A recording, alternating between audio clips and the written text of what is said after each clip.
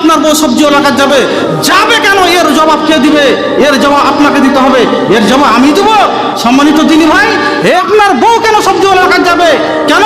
যেদিন বিয়ে করেন সেদিন আপনি শুনতে পাননি?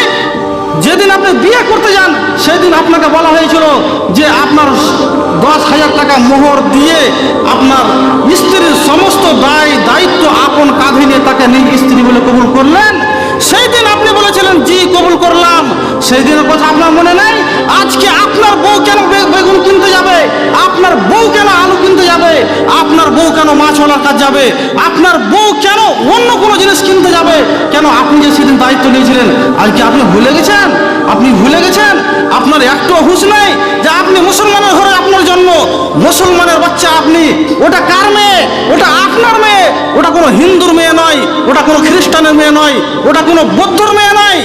হিন্দুদের মেয়েরা রাস্তা পথে ঘোরাফেরা